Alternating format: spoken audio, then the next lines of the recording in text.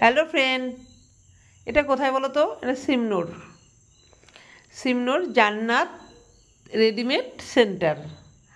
এবার বাইরে কোথাও যায়নি, এখান থেকে কিনেছি। এবার যেহেতু কেনাকাটাটার চাপটা কম ছিল, তোমরা সবাই জানো আমার হাজব্যান্ডের শরীর খারাপ, সেই হিসাবে মানে কেনাকাটার চাপটা একটু কম আছে।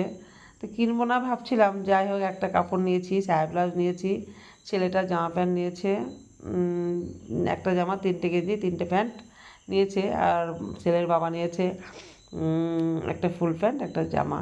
জামাটা পাল্টাতে হবে, যাব পরে।